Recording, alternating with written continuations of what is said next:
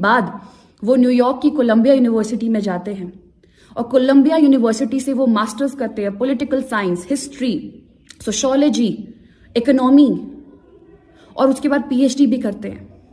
उसके बाद London school of economics जाते हैं स्कॉलरशिप लेके और वहां पे वो एमएससी करते हैं, डॉक्टरेट करते हैं।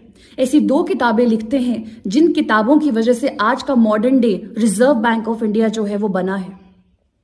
उन किताबों का नाम था the problem of rupee and second was the evolution of provincial relations, provincial finances.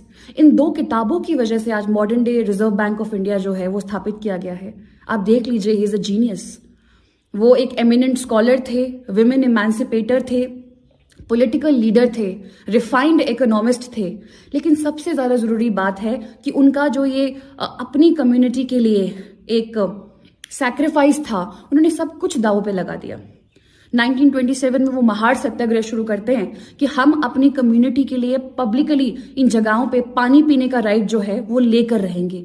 पूरी कम्युनिटी को उन्होंने मोबिलाइज किया। आज भी जो जय भीम के नारे लगते हैं वो बाबा साहिब की ही देन है।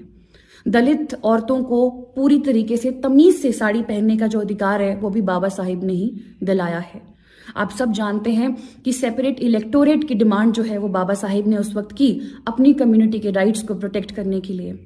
आज रिजर्वेशन की वजह से ऐसे बहुत से लोग हैं जो पिछड़े हुए एरिया से आते हैं, एसटी, एससी, और ये लोग आज समाज में अपनी एक अलग पहचान बनाकर आए हैं।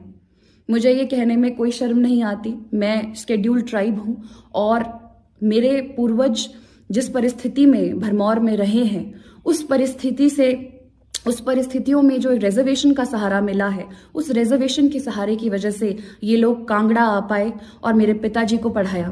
मेरे घर में और किसी की फोटो हो ना हो, बाबा साहेब अम्बेडकर की फोटो बचपन से है, क्योंकि जब भी मैं अपने पिताजी से पूछती थी कि ये कौन है तो वो हमेशा बताते हैं कि इनकी वजह से आज हमें नौकरी मिली है, इनकी वजह से हमारी जिंदगियां जो है वो इम्प्रूव हुई हैं।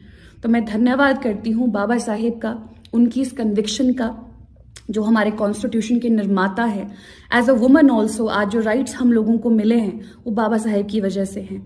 हम अपने राइट्स, बाबा साहेब ने कहा था कि पॉलिटिकल इक्वालिटी से ज्यादा जरूरी है सोशल इक्वालिटी। तो आज बाबा साहेब की पुण्यतिथि पे हम सबको उनको याद करना चाहिए, फ्यूचर जनरेशन्स को उनके मैसेज को देना चाहिए कि अगर आपके साथ अन्याय हो तो आप एकजुट होके उसका मुकाबला कर सकते हैं। धन्यवाद।